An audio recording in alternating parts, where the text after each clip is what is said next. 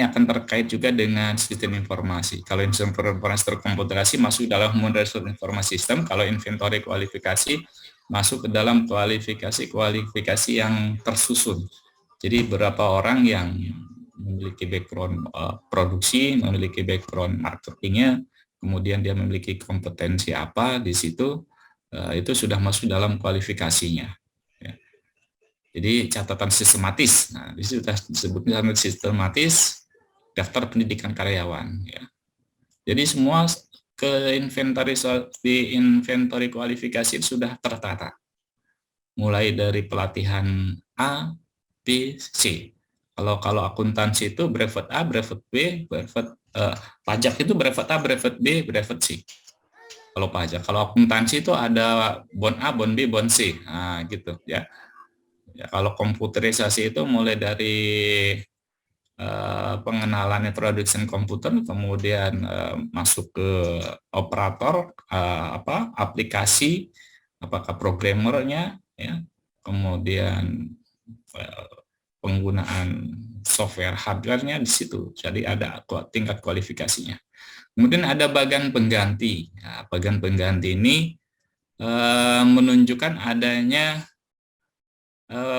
personel atau catatan perusahaan yang berprestasi, ya. Jadi ada prestasi-prestasi yang diperoleh oleh karyawan yang kemudian dilakukan pencatatan atau dilakukan penyusunan skala, ya. Skala ini siapa aja yang berpotensi yang akan menduduki, seperti diklat tim. Nah, diklat tim itu kan ada yang berprestasi terbaik. Nah, ya ada yang terbaik, nah itu diklasifikasikan, ada penghargaan, jadi siap untuk menyusun menjadi pengganti. Atau ada juga kata lain berdasarkan DUK-nya, daftar urut kepangkatan. Nah ini yang gampang nih, bagian pengganti. Jadi sudah ada tuh antriannya tuh. Kalau manajemen Jepang itu kan senioritas, ya, jadi yang senior yang masuk. Jadi ada manajemen Jepang, ada manajemen Eropa. Kalau manajemen Eropa ini berdasarkan pada profesionalisme, ya, pendidikan, tidak mengenal usia, ya. Usia yang muda bisa menduduki posisi lebih tinggi. Kalau di Jepang ini senioritas, ya, senioritas yang lebih senior ini dia akan menduduki jabatan-jabatan tertentu sebagai masuk dalam bagian pengganti, ya. Kemudian kartu pengganti posisi. Nah, di sini dijelaskan kartu pengganti posisi dipersiapkan untuk setiap posisi dalam sebuah perusahaan untuk memperlihatkan calon-calon pengganti yang mungkin dan kualifikasi mereka. Nah, kalau yang bagian pengganti ini kemampuan untuk dipromosikan dulu, ya, yang akan dipromosikan. Ya, ada bagian pengganti, ada kartu pengganti posisi.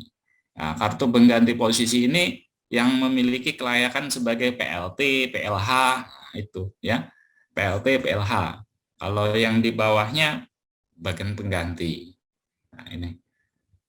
Kalau yang sudah pernah menduduki PLT atau PLH, dia sudah kelihatan nih,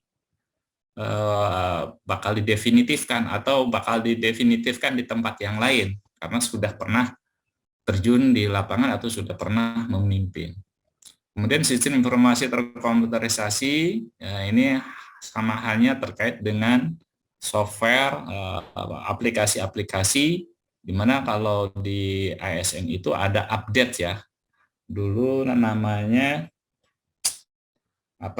aplikasi itu untuk mengisi mulai dari CPNS sampai terakhir, kemudian istilah keluarga juga dicatat di situ, ya. Jadi semuanya terintegrasi dalam sistem informasi. Metode rekrutmen, ada rekrutmen melalui wawancara, melalui kuesioner. Metode rekrutmen yang biasa melalui wawancara ini langsung dilakukan dari pemberi pekerjaan atau dari personil kepada karyawan yang akan masuk. Jadi dilakukan wawancara secara langsung. Kemudian ada juga metode rekrutmen melalui kuesioner untuk menjelaskan kewajiban dan tanggung jawab apa yang harus dilakukan bila diterima perusahaan. Jadi ada yang sifatnya kuesioner. Nah, ini juga sama metode rekrutmen, metode kuesioner. Kalau Bapak-bapak Ibu sekalian mau melakukan penelitian, nah ini juga dua instrumen ini yang sering digunakan, wawancara atau kuesioner, sebar kuesioner. Nah, gitu. Ya kan nanti di akhir akan dihadapkan pada pembuatan tesis kan, ya sebagai syarat kelulusan S2. Ada wawancara dan kuesioner. Wawancara dan kuesioner juga digunakan untuk metode dalam penyelesaian studi. Bukan di rekrutmennya. Penyelesaian studi menggunakan instrumen itu. Kemudian ada sistem seleksi. Ada sistem seleksi yang tradisional, sistem assessment center. Sistem seleksi tradisional melibatkan pemeriksaan psikologis, ya. Baik calon dari luar maupun dari dalam, dan kadang-kadang diperkuat dengan pemantauan atau prestasi kerja karyawan. Ya, jadi dalam seleksi tradisional ini ada seleksi yang berasal dari dalam dan ada seleksi yang berasal dari luar untuk menduduki atau merekrut posisi-posisi yang kosong. Ya. Seiring dengan perkembangan di kalangan ASN juga sudah mulai ada open bidding ya, direkrut dari luar. Jadi ditawarkan kepada instansi lain untuk menduduki posisi tertentu di ASN. Jadi sudah mulai nih adanya keterbukaan. Jadi siap-siap yang sifatnya senioritas ini masuk ke arah kompetensi, ya. Karena dibuka sekarang kesempatan untuk bersaing. Jadi kalau saya lihat itu strukturnya yang semula manajemen Jepang ini sudah akan beralih ini ke manajemen Eropa ini. Tapi ya masih setengah-setengah. Ya. Open bidding juga masih ada penentuan akhirnya. Nah, kemudian sistem asesmen pelengkap seleksi karyawan. Ya, sistem asesmen ini ya metode pelengkap yang mampu meningkatkan akurasi dan penempatan the right man and the right place. Jadi sistem asesmen langsung diseleksi kepada karyawan, ya bagaimana karyawan apakah mampu, dilihat dari kecakapannya, kemudian dilihat dari kecakapan ini ada kecakapan kemampuan ya, kemampuan bekerjanya, kemudian kemampuan pengalamannya, ya, kemudian kemampuan memimpin dan lain-lainnya. Jadi ada sifatnya asesmen. Kadang yang sifatnya asesmen diberikan dulu. Nah, silakan supaya menilai, mengevaluasi diri. Ya, jadi mengevaluasi diri. Jadi ada juga yang sistem asesmen ini dinilai, kemudian menilai deskripsi diri, kemudian setelah menilai deskripsi diri lalu dilihat, dicocokkan, ya apakah ini sesuai atau tidak, bagaimana prospeknya ke depan, apakah sesuai dengan the right man and the right place-nya ya, sesuai dengan latar belakang pendidikan. Ya, kalau semula dari produksi dia kerja di produksi terus ya berarti dia intens nih. Orang yang tepat untuk dilakukan assessment center ya pada posisi tersebut. Proses assessment sebenarnya harus benar-benar mengikuti dan mengamati seluruh proses. Nah, asesor harus ahli dalam bidangnya baik dari pemahaman psikologis maupun pekerjaan yang diamati. Jadi assessment ini ada juga assessment yang dilakukan oleh pihak luar, bukan dari pihak perusahaan. Karena kalau dari pihak perusahaan khawatir ada kepentingan, ya, ada unsur subjektivitas. Tapi kalau penilaian dari luar, ya, penilaian asesmen dari luar ini sifatnya objektif, karena dia tidak tahu siapa yang dinilai dan tidak ada hubungannya dengan yang dinilai. Ya, gitu. Ya, kalaupun ya kayak kebetulan ya berarti ya itu hanya unsur kebetulan, tapi minim sekali ya adanya unsur subjektivitas kalau penilaiannya dari luar. Sumber-sumber tenaga kerja Seperti yang disebutkan tadi, disinggung ada internal dan ada eksternal. Menggunakan sumber dari dalam, ya, internal sendiri merekrut dari internal, tujuannya untuk meningkatkan moral atau semangat tenaga kerja yang sudah ada. Jadi diberikan penghargaan kepada internal untuk menduduki jabatan-jabatan atau untuk direkrut untuk posisi yang lebih baik. Sehingga semangat karyawan itu sendiri untuk meningkatkan diri atau meningkatkan jabatannya. Kemudian menjaga kesetiaan pegawai. Nah, bahasa lainnya nih engagement, ya, pengikatan. Jadi karyawan sudah serasa terikat. Nah, ini istilah engagement ini juga bagus juga kalau ingin nanti untuk diambil salah satu variabel penelitian, ya, tesis. Karena saya supporting dari sekarang, ya, kan tujuannya menyelesaikan tesis ujungnya kan dari perkuliahan ini, supaya ada ide-ide yang bisa diambil bagaimana nanti saat tesis kita sudah nggak pusing atau sudah nggak kehausan akan ide-ide, ya. Jadi ada sistem engagement, pengikatan. Jadi kalau orang sudah dilakukan pengikatan, terikat, ya, kesetiaan pegawai, sudah adanya keterikatan dengan perusahaan, dia enggan untuk keluar, ya. Ada juga di dalam kesetiaan ini OCB, ya. OCB, apa namanya, aduh lupa singkatannya, OCB,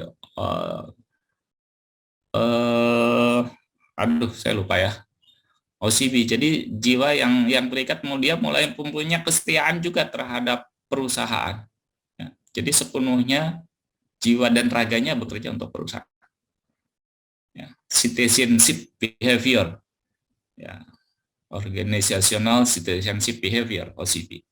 Kemudian memberikan motivasi kepada kerja pada pegawai. Nah, motivasinya semangat nih, karena ditunjukkan dengan mengapresiasi tenaga kerja yang internal, bukan merekrut dari luar, ya. Jadi dihargai ini karyawan yang ada di dalam ini melalui rekrutmen internal.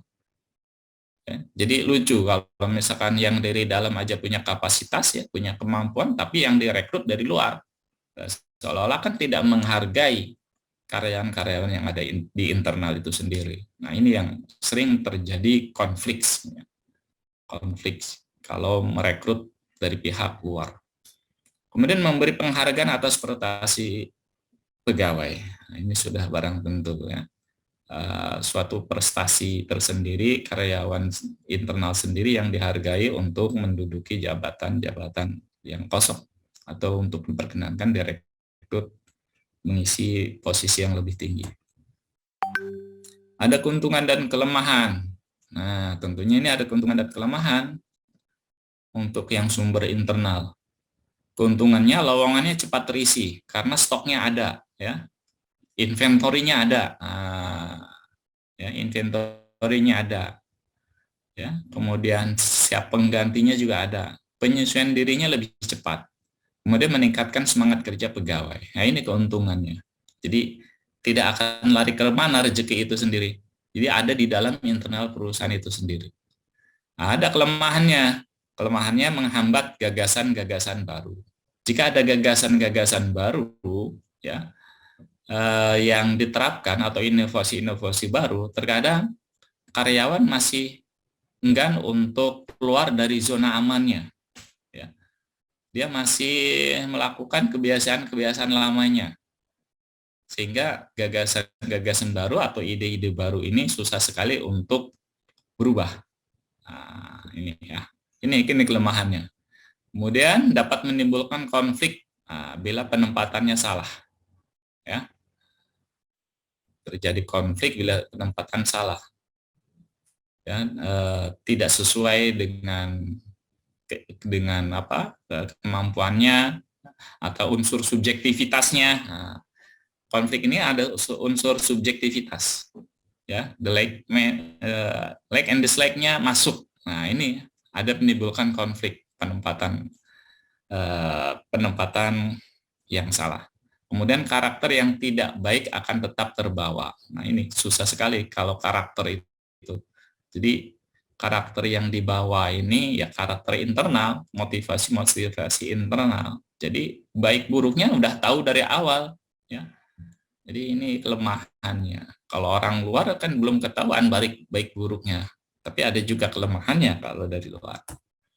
Ya, sumber tenaga eksternal, nah, ini juga ada masuk dari tenaga kerja luar. Ya, dengan cara menggunakan sumber dari luar atau external source dengan tujuan memperoleh gagasan atau ide baru yang konstruktif. Nah, ini arahannya. Ya, arahannya untuk mendapatkan gagasan atau ide baru yang konstruktif. Jadi kalau orang luar ini kan punya wawasan nih, bagaimana wawasan dari luar bisa diterapkan di perusahaan atau dari luar diterapkan pada instansi yang baru. Kemudian mencegah timbulnya persaingan yang bersifatnya negatif. Ya. Persaingan-persaingan yang sifatnya negatif, yang saling menjegal, kemudian persaingan-persaingan yang unsur subjektivitasnya tinggi. Ya. Ini mulai dicegah. Ya. Jadi ada unsur objektivitas yang masuk. Dia tidak tahu siapa yang dihadapi, dia bekerja berdasarkan aturan yang ada. Nah, ini ya, terusnya yang bersifat negatif. Jadi hal-hal yang sifat negatif ini biasanya nih pimpinan yang dari luar untuk pengambilan keputusan. Jadi bola panasnya kepada tenaga yang dari luar ini. Biasanya begitu, ya. Ya, ada bola-bola panas yang dari internal sendiri enggan mengambil keputusan, akhirnya pengambilan keputusan diambil oleh pihak yang berasal dari luar untuk memutuskan atau untuk memediasikan. Nah, kalau di dalam variabel itu ada variabel moderasi, ya, ada variabel intervening, ya, moderating, intervening. Intervening itu menguatkan. Ya, bagaimana orang yang dari luar ini bisa menguatkan atau bisa memoderasi. Nah, menguatkan untuk melakukan inovasi-inovasi terhadap kondisi yang ada atau memoderasikan. Ya, memoderasikan atau mensosialisasikan aturan-aturan atau keputusan-keputusan yang baik. Ada keuntungan dan kelemahannya juga untuk yang eksternal. Ya, keuntungannya kesalahan dalam pengisian jabatan dapat dihindari. Nah, ini keuntungannya. Jadi unsur objektivitasnya tinggi. Kesalahan dalam pengisian jabatan dapat dihindari. Kualifikasi tenaga kerja dapat lebih terjamin. Ya. Karena sudah dibuktikan ada beberapa persyaratan-persyaratan asas legalitasnya sudah diakui. Kualifikasi tenaga dapat lebih terjamin. Kemudian track record-nya juga sudah bagus. Dan biasanya ini yang ingin mengembangkan diri dari tempat lama ke tempat yang lebih baik. Dan dia sudah bertekad untuk keluar untuk masuk ke tempat yang baru. Jadi sudah siap dengan segala risiko. Adanya gagasan atau ide yang baru. Nah, ini juga suatu keuntungan, ya. Jadi kesalahan pengisian jabatan dapat dihindari, kualifikasi tenaga kerja dapat lebih terjamin, adanya gagasan atau ide yang baru untuk dapat dikembangkan di tempat yang baru. Ya, jadi ada transfer knowledge-nya. Ya, ada transfer knowledge, ada transfer manajemennya, change management and change knowledge-nya. Kelemahan dari sumber eksternal ini prosesnya memakan waktu yang lama. Karena untuk mendeteksi objektivitas itu tidak sebentar. Perlu pembuktian-pembuktian. Ya. Sehingga prosesnya lama. Berkas-berkas yang dibutuhkan juga banyak yang harus diteliti. Ya. Membutuhkan biaya yang besar. Nah, membutuhkan biaya besar karena yang menilai bisa jadi pihak dari luar. Ya. Diberikan kepada pihak luar. Dan karena waktunya lama tentunya membutuhkan biaya yang besar juga. Kalau dari internal kan enggak, cukup diusulkan dari pimpinannya yang menjamin, yang mengusulkan itu, nah itulah yang langsung diberikan keputusan. Kalau proses yang eksternal ini membutuhkan biaya yang besar. Kemudian terjadi rasa tidak enak pada diri tenaga kerja yang sudah ada. Nah, ini konflik yang terjadi. Ya. Ada rasa keinginan kita sebagai orang timur kalau masuk ke lingkungan yang baru, ini biasanya wanti-wanti dulu nih, sosialisasi dulu, ya sosialisasi dulu supaya tidak salah langkah di mana kaki dipijak, di situ langit dijunjung. Sama juga saya rubah backgroundnya, ya, karena kaki saya berpijak di mana langit saya harus dijunjung ya. Jadi saya ganti background dulu ini. Nah, tadi itu ya. Nah, itu ya. Itu merupakan salah satu keuntungan keuntungan dan kelemahan sumber eksternal. Sumber-sumber tenaga kerja, nah ini bagaimana mencari sumber-sumber tenaga kerja? Bisa melalui iklan Biro Tenaga Kerja, ya. Bisa juga dari rekomendasi, ya. Rekomendasi tenaga kerja lama, dan biasanya rekomendasi ini yang menjamin ini. Ya, rekomendasi lama ini yang menjamin apakah betul jaminannya kalau misalkan bagus ya yang merekomendasikan terangkat. Ya, kalau yang merekomendasikan hasilnya jelek, yang memberi rekomendasi juga kena sorotan jeleknya. Ya, itu ya. Kalau iklan sudah tahulah, kalau iklan sudah banyak di iklan Biro Tenaga Kerja, banyak Biro Tenaga Kerja, dari Depnaker juga ada disediakan, dari pihak swasta juga ada PJTKI, pengarahan tenaga kerja atau manpower, ya, manpower, supply manpowernya juga ada Biro Tenaga Kerja. Ya. Rekomendasi kemudian lembaga pendidikan. Nah, lembaga pendidikan ini lembaga yang mendidik calon-calon tenaga kerja, calon-calon lulusan yang mampu untuk mengisi posisi-posisi baru, posisi-posisi tertentu. Lembaga pendidikan bisa langsung rekrut ke sekolah-sekolah atau ke lembaga kursus atau badan-badan latihan kerja. Ya, sumber eksternal bisa didapatkan dari serikat pekerja. Nah, ini juga lagi-lagi kita adanya tripartit ya, hubungan yang menjalin hubungan antara tenaga kerja, pemerintah dan swasta melalui serikat pekerja ini. Serikat pekerja juga didengar suaranya untuk melakukan masukan terhadap sumber tenaga kerja yang eksternal. Ya. Kemudian pelamar secara insidental. Nah, biasanya ini ada surat-surat lamaran kerja yang kebetulan pas dibutuhkan ada sesuai. Ada juga yang masuk keranjang sampah tidak diinput atau tidak didata. Ada juga yang baik hati itu didata saat perlu dipanggil. Ya. Sumber-sumber tenaga kerja eksternal ada juga yang nepotisme. Ada juga kalau nepotisme sudah tahu ya unsur-unsur kedekatan-kedekatan, ya. Unsur-unsur keluarga, ya sanak family, dan lagi-lagi itu juga yang memberikan rekomendasi juga atau yang membawa juga kena teguran, ya, kena hal yang tidak mengenakan jika terjadi hal yang negatif. Kalau yang positif yang nggak usah dipikirkan, dia ikut terangkat. Ya, ya nepotisme kekeluargaan ini ya sangat pakai lah kalau bahasa kita. Kemudian sumber sewa kontrak atau outsourcing. Nah, jadi kalau di antara ASN dan di swasta itu kalau dulu ada kalau di ASN itu ada tenaga kontrak, kemudian masuk K1, K2, K3, kemudian sekarang P3KT, ya, P3KT. Setelah itu ada yang definitifnya, yang tetap. Kalau yang di swasta ada yang menggunakan outsourcing, ya, dan outsourcing sekarang sedikit, ya, kemudian menggunakan PKWT, perjanjian kerja waktu tertentu, dan ada lagi perjanjian kerja waktu tidak tertentu. Nah, ini yang sudah definitif, ya. Kalau yang di dunia swasta pasti sudah mengenal itu, ya. PKWT, PKWTT. Berbagai cara rekrutmen. rekrutmen bisa melakukan pelamar langsung, application at the gates ya.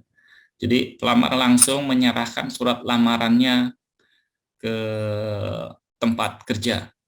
Nah, ini pengalaman saya dulu waktu lulus kuliah, saya sebar aja semua surat lamaran, ada ataupun tidak disebar. Nah, ibarat kata katanya memancing, ya, lewat kantor pos sudah disebar. Ada juga yang nyangkut, ada juga yang enggak. Ya. Lewat iklan-iklan apa koran itu, pos kota hari Sabtu yang biasanya ramai itu dikirim terus. Kemudian pelamar langsung datang sendiri ke suatu organisasi untuk melamar pekerjaan, kemudian lamaran tertulis. Para pelamar mengirimkan lamaran secara tertulis dilengkapi dengan berbagai data dan keterangan. Sekarang sudah lagi ada yang melalui elektronik ya surat lamarannya ya. Jadi pengisian untuk mengurangi kertas, jadi pengisiannya secara elektronik melalui website. Pelatihan-pelatihan BBLKI juga Badan Latihan Kerja sekarang sudah melalui website, informasi lewat website. Apalagi corona ini menjaga jarak, perekrutannya melalui website ya. Jadi langsung menginput data, mengunggah ya. Ada juga yang seleksinya langsung online ya. Kalau praktek langsung di tempat. Kemudian lamaran berdasarkan informasi orang dalam. Nah, informasi orang dalam ini berdasarkan informasi lowongan, pelamar mengirimkan lamaran atau datang langsung. Jadi informasi dari dalam sebelum ini diekspos keluar ya, ada informasi yang dihembuskan ke dalam. Atau ada juga karyawan yang melihat ada yang keluar, ya, berarti butuh orang tenaga kerja. Diselidik-selidiki, bukan 1-2 orang yang keluar, tapi banyak ya berarti itu perlu tenaga kerja. Nah ini berdasarkan informasi dari dalam. Kemudian informasi dari iklan, advertising, ya. Iklan-iklan ini yang diberikan langsung oleh institusi tertentu kepada lembaga-lembaga yang memberikan lowongan pekerjaan. Kemudian instansi pemerintah menghubungi instansi ketenaga kerjaan, pelamar kemudian mendaftar diri untuk suatu saat dipanggil bila ada lowongan. Nah, ada juga ini dari instansi pemerintah, Departemen Tenaga Kerja. Ya. Departemen Tenaga Kerja yang berusaha untuk bagaimana menyalurkan tenaga kerja, bagaimana mempersiapkan tenaga kerja juga nih, instansi pemerintah Depnaker ini. Sehingga Depnaker juga memiliki balai-balai latihan kerja. Perusahaan penempatan tenaga kerja, manpower, supply manpower. Jadi ada juga yang swasta yang merekrut, mempersiapkan diri untuk penempatan kerja. Bahkan ada juga yang pelatihan security ya, untuk pengamanan perusahaan, dilatih, kemudian dapat sertifikatnya. Ya. Kemudian ada juga yang ditempatkan, ada juga yang dapat sertifikatnya, nanti saat diperlukan bisa digunakan. Kemudian perusahaan pencari tenaga kerja profesional. Nah, perusahaan yang mengkhususkan dirinya untuk menangani pencarian dan penempatan tenaga kerja profesional dalam satu bidang tertentu. Ya. Perusahaan pencari tenaga kerja profesional ini sangat susah sekali untuk mencari yang profesional. Ya. Kalau perbandingan di kita dengan di luar negeri, di Filipina, ya kalau di Filipina itu balai latihan kerja itu dikelola secara profesional, dididik, alat-alatnya juga masih terbaru, penggunaan bahasa juga bahasa Inggris ya, sampai bahasa Tagalog, bahasa di Filipina, tapi bahasa Inggris kan sudah jadi bahasanya di Filipina. Ya. Kemudian pengenalan hak asasi manusia, berapa jam kerja yang semestinya bekerja sudah diberikan arahan. Jadi saat kerja itu 8 jam ya, 8 jam itu. Lebih dari itu nggak mau kerja, harus dihitung lembur. Ya, meskipun sebagai ART ya, asisten rumah tangga. Waktunya 8 jam kerja, 8 jam kerja lewat dari situ sudah ngunci pintu. Nah, gitu. Dan itu juga dikasih tahu, diarahkan. Kemudian dibiayai ya. Kalau di Filipina itu dibiayai oleh bank saat ke luar negeri, saat mendapatkan gaji barulah dipotong biaya pelatihannya, dipotong biaya bank pinjamannya, dan lain-lain. Jadi dikelola secara profesional dan diberikan atensi oleh pemerintah karena akan mendapatkan devisa negara mereka-mereka yang kerja di luar negeri. Proses perekrutannya, langkah-langkah perekrutan, mengidentifikasi jabatan, mencari informasi jabatan, menentukan di mana kandidat yang tepat harus dicari, memilih metode perekrutmen, memanggil kandidat, menyaring, menyeleksi, membuat penawaran, mulai bekerja. Nah, ini proses-prosesnya ini. Proses-proses dari rekrutmen itu sendiri. Hambatan. Nah, ini hambatan dalam rekrutmen. Ada beberapa hambatan, di mana hambatan pertama adalah kebijakan organisasi. Ya, kebijakan promosi dari dalam. Nah, ini biasanya nih hambatan rekrutmen, kebijakan promosi dari dalam. Jadi promosi dari dalam ini nggak bisa ditahan lagi, harus dipromosikan. Kalau nggak dipromosikan, karyawan pada keluar ini. Nah, kalau nggak dipromosikan, karyawan pada keluar. Apalagi kalau nggak dinaikkan gajinya. Nah, ini di tahun 98-an, krisis moneter itu sudah mulai itu, beberapa karyawan yang bekerja di kawasan industri kimia ini sudah open recruitment, dia apply-nya ke luar negeri dengan perusahaan yang sejenis. Sehingga banyak itu yang kerja di luar negeri, setelah di luar negeri malah membawa atau mengajak rekan-rekannya yang ada di dalam negeri ya untuk diajak ke kerja di luar negeri. Seperti di Qatar, di Abu Dhabi, kemudian di Arab Saudi ya. Ini perusahaan-perusahaan kimia melakukan eksodus ke sana.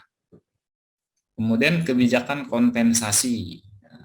Kebijakan kompensasi ini hambatan rekrutmen adanya kebijakan kompensasi. Kompensasi ini kebijakan-kebijakan yang diberikan atas balas jasa. Kompensasi ini sangat luas ya. Kompensasi sangat luas. Ada upah, gaji, bonus ya, masuk dalam kompensasi. Saya sempat mendapatkan pertanyaan, apakah bisa digantikan selain kompensasi? Waduh. Selama ini saya belum menemukan literatur lain dari kompensasi, karena kompensasi secara definisi itu merupakan balas jasa. Ya, jadi balas jasanya luas, ada gaji, upah, kemudian bonus masuk ke situ, ya.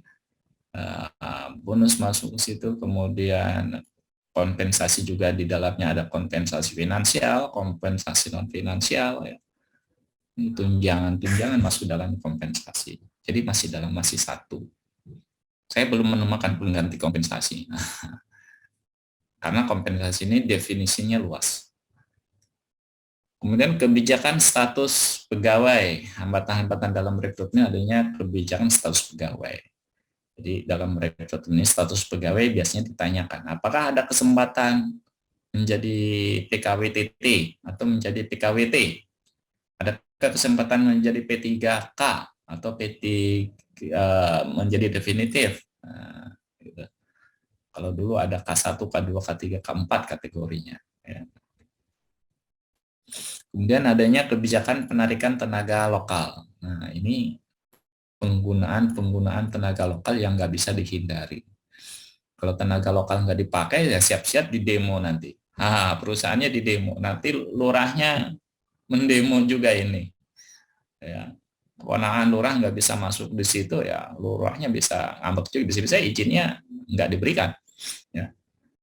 Itu. Jadi ada hambatan-hambatan rekrutmen ini di mana kebijakan penarikan tenaga kerja lokal harus ditampung. Biasanya ada trik juga perusahaan untuk menampung tenaga kerja lokal ini melalui seleksi ya. Seleksinya sesuai dengan keahliannya. Ada juga yang mulai pembibitan. Jadi beasiswa. Ya, perusahaan memberikan beasiswa ke lingkungan sekitar dengan background pendidikannya teknik. Nah, diberikan beasiswa, bantuan. Kemudian nanti bisa dikaryakan di perusahaannya. Jadi langsung direkrut. Ya. Kemudian perencanaan sumber daya manusia, hambatan-hambatan rekrutmen ini dapat menghambat perencanaan sumber daya manusia. Perencanaan sumber daya manusia menjadi hambatannya di dalam rekrutmen. Ini banyak sekali ya. Ada yang bisa sesuai, ada yang enggak. Kemudian dalam rekrutmen juga ada yang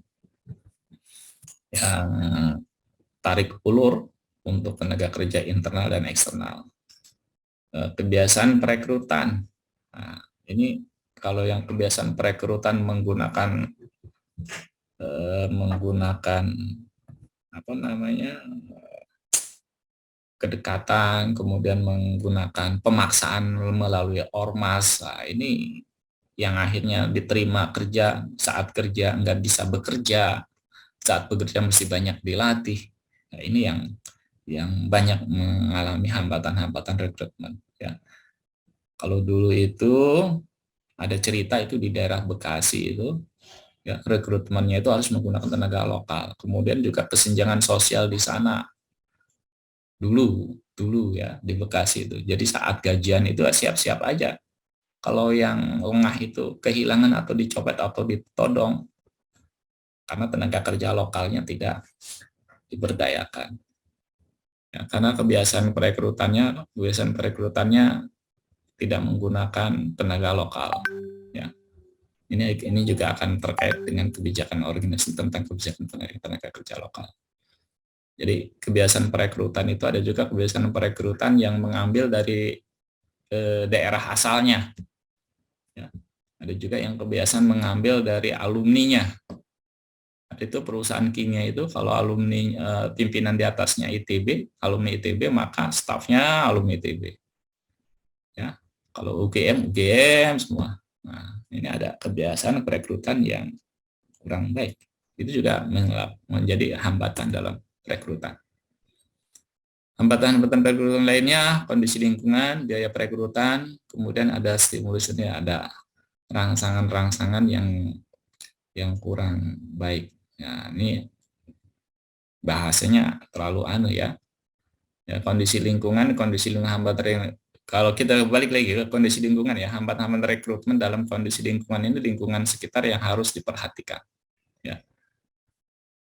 Kalau dulu dibuat Krakatau Steel itu di kawasan Cilegon, kawasan santri, tenaga kerjanya, kondisi lingkungannya belum ada yang bisa diserap untuk memenuhi kerja-kerja yang teknikal.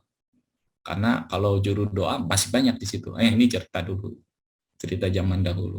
Tapi sekarang sudah banyak orang-orang yang sekolah di teknik dan sudah terekrut di situ.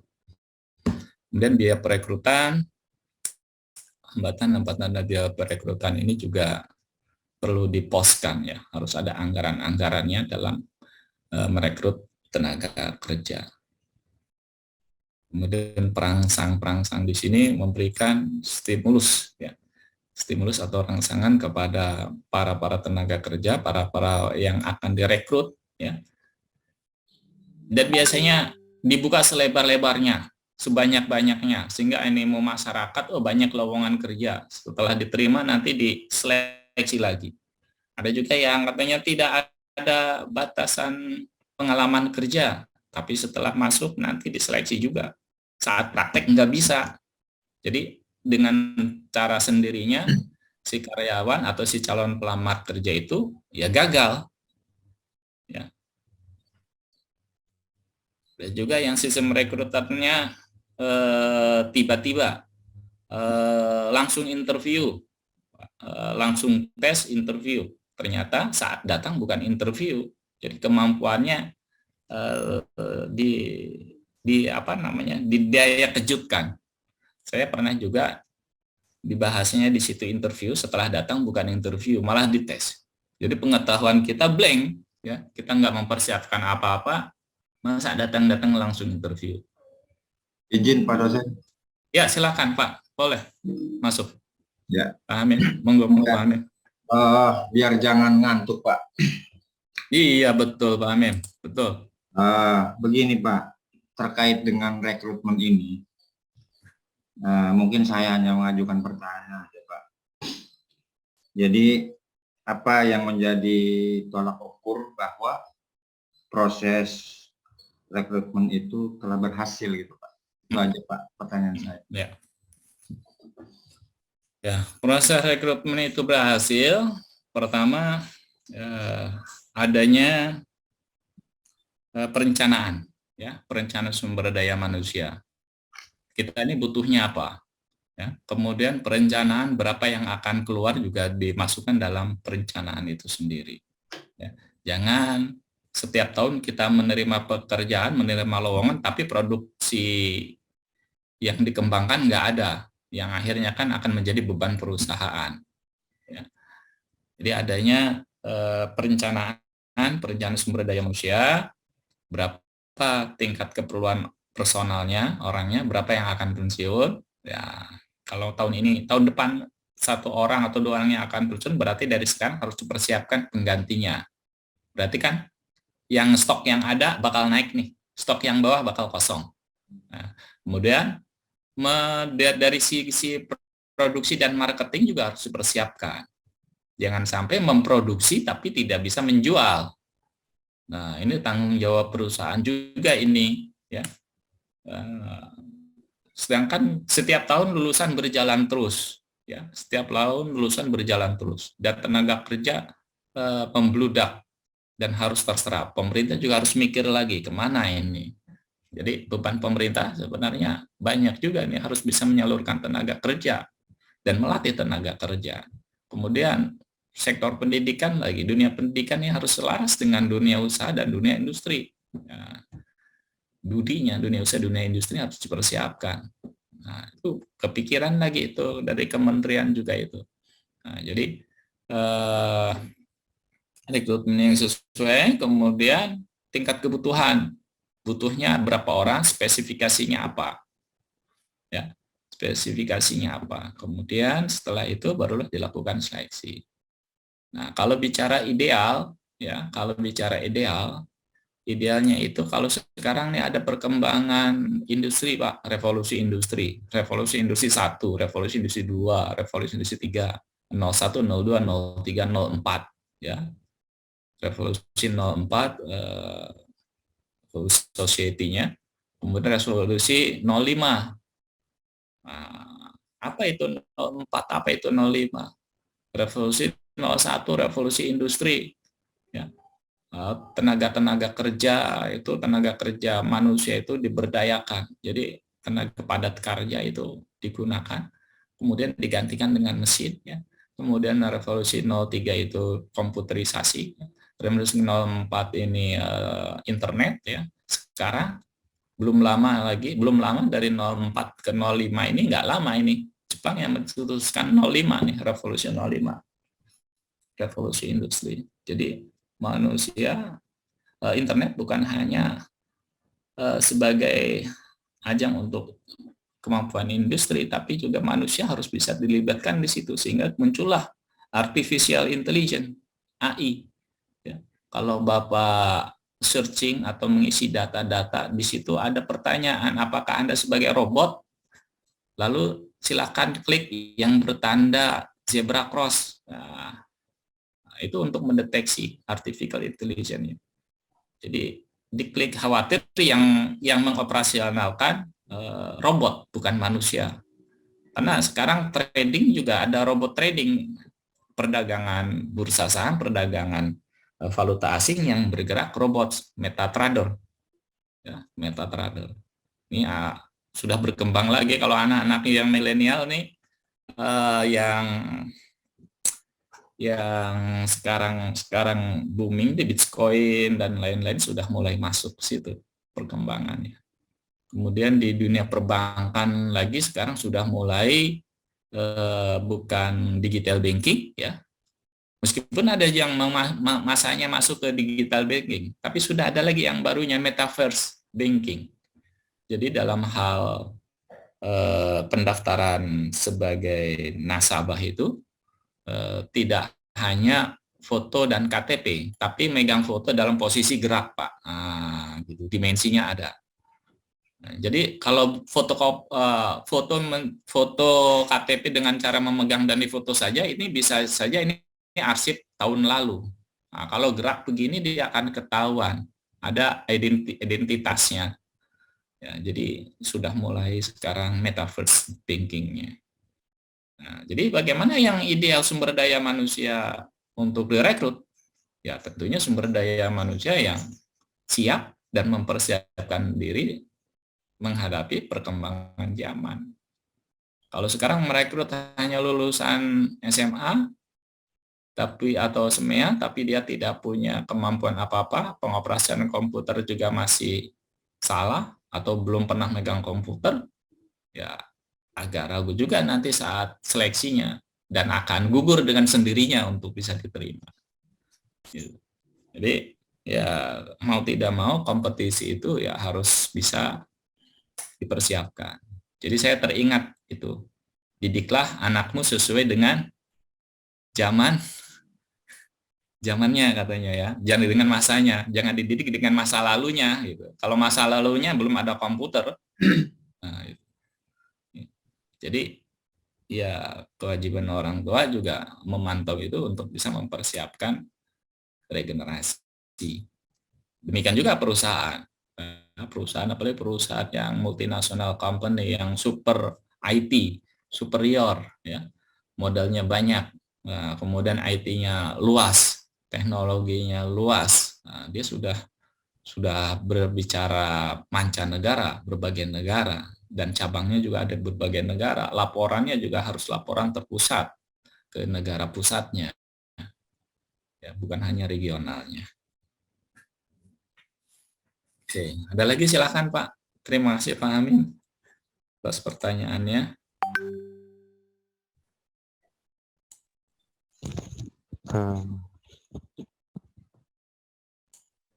Untuk absensi saya belum tahu ini absensinya ini. Mungkin ada dari pihak operator nanti ya yang akan mendeteksi kehadirannya. Ya, karena online seperti ini saya nggak tahu juga nih absensinya yang mana. Kecuali ada akun sendiri yang mengklik kehadiran Bapak Ibu sekalian. Jadi saya nggak bisa ngabsensi satu per satu. Karena saya nggak punya data absennya. Data absennya ada di akademik, berarti akademik yang memantau kehadiran. Begitu aja. Silakan kalau ada pertanyaan yang lainnya, boleh. Izin Pak. Ya, silakan Pak. Ada lagi? Izin Pak Dokter. Fatur Rahman. Ya, silakan Pak Fatur. Ada yang duluan Pak, silakan duluan. Silakan Pak Fatur, silakan. Pak Hamim, Pak Fatur boleh? Atau Pak Asro boleh? Oh iya, izin Pak Dokter. Namanya disebut ada pekerja dengan revolusi 1, 2, 3 ya. Ya, sekarang melihat itu sudah banyak banget itu Pak. Teknologi dengan customer. Gimana Pak? Bapak bilang tadi ada sekarang revolusi. pekerja. Ya, revolusi. Nah, revolusi industri. Ya, terus? Ya, revolusi industri. Apakah itu yang berbentuk robot berjalan dan apa namanya itu disebut revolusi juga ya Pak ya? Ya. Seperti kan ya, sekarang mesin POS aja, mesin kasir berdiri sendiri dan tanpa ada kasir yang menungguin, jadi kita scan sendiri, bayar sendiri gitu. Itu termasuk ada beberapa bentuk revolusi industri ya Pak. Revolusi industri 1.0, 2.0, 3.0, 4.0, 5.0. Waktu saya dulu sekolah itu saya belum tahu tuh revolusi industri. Kok ada 1.0, 2.0, 3.0, 4.0 ya, 5.0. Dulu saya nggak tahu.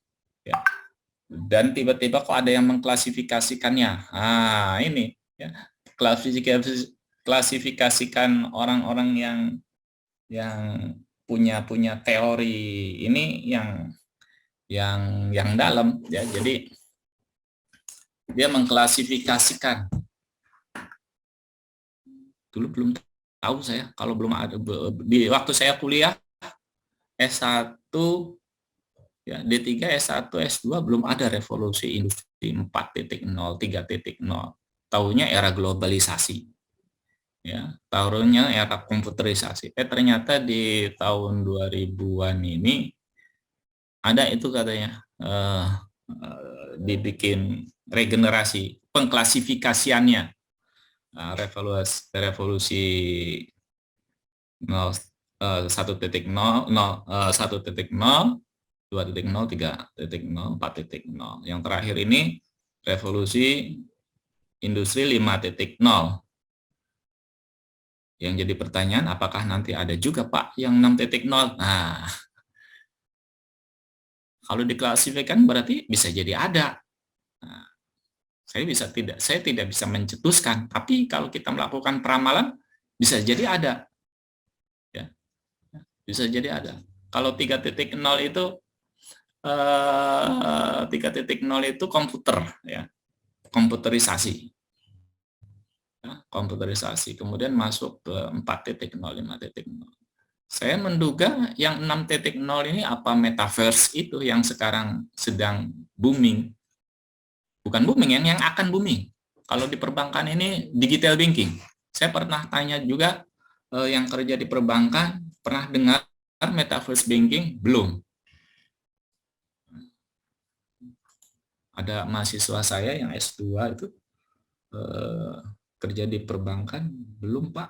Metaverse kami masih baru nggak tahu metaverse itu apa. Jadi metaverse banking itu dunia apa? Metaverse banking dua dimensi ke dimensi. Jadi model meta trading itu nanti bagaimana metaverse itu bisa menangkap peluang itu. Ya.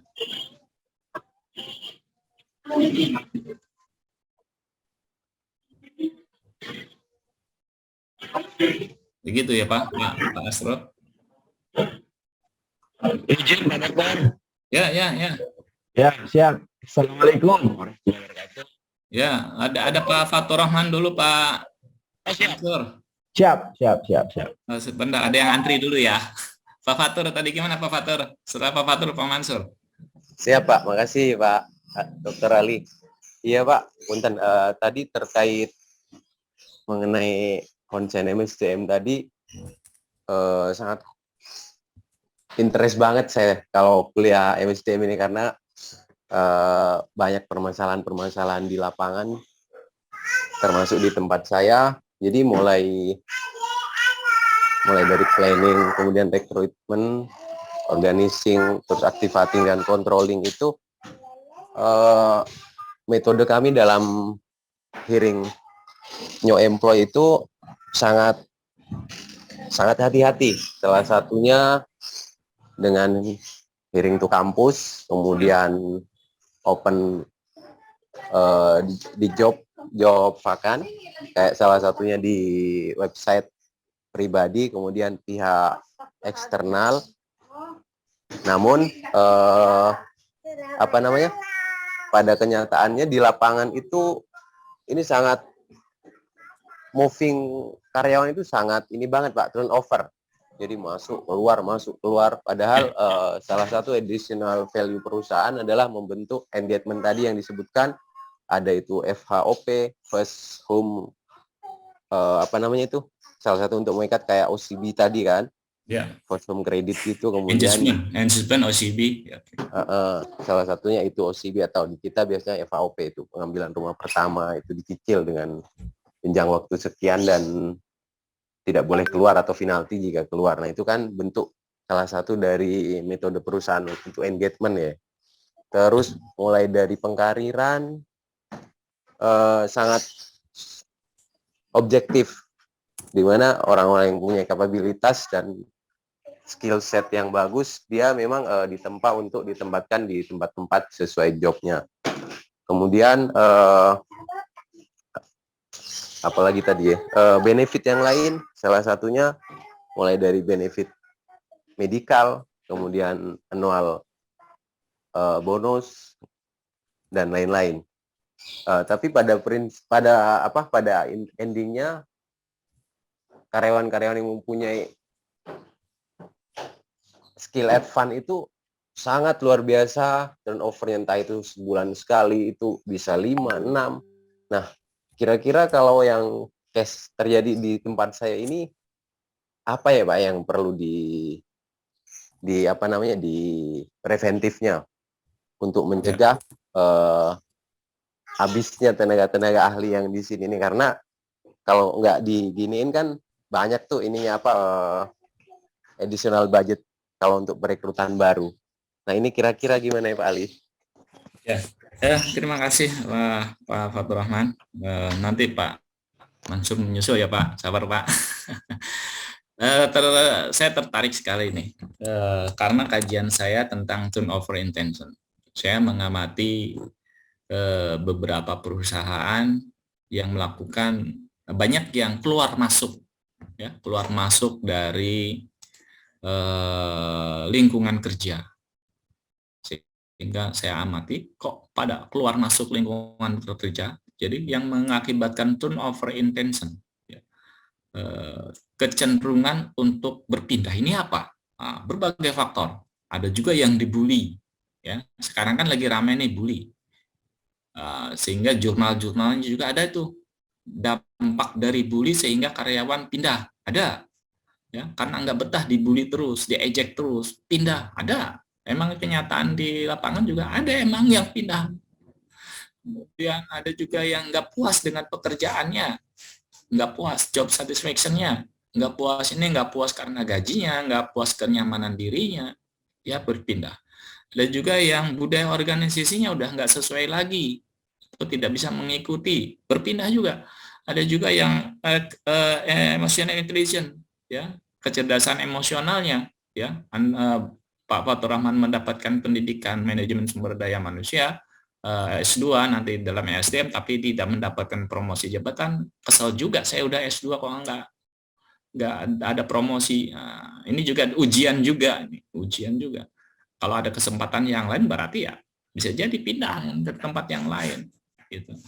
Ya, kecerdasan emosional. Kemudian ada juga faktor seperti kompensasi yang nggak sesuai, ya, rotasi yang nggak sesuai, mutasi yang nggak sesuai, kepuasan kerja. Nah, ini juga OCB juga sama, organisasi citizenship behavior, ya, jadi nggak sesuai lagi.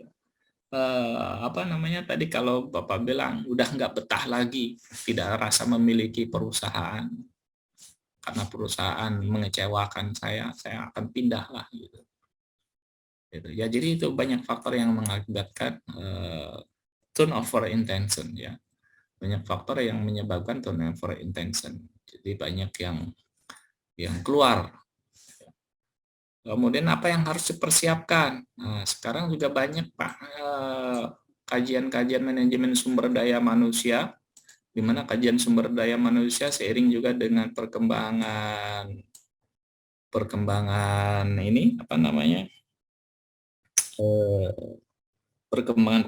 perusahaan, sehingga ada perusahaan yang melakukan green company, ya, perusahaan hijau, sehingga sumber daya manusia juga ikut juga green human research management, ya. Jadi sumber daya manusia hijau. Nah, jadi sumber daya manusia hijau ini yang green ini berusaha untuk mengikuti greennya perusahaan yang ramah lingkungan.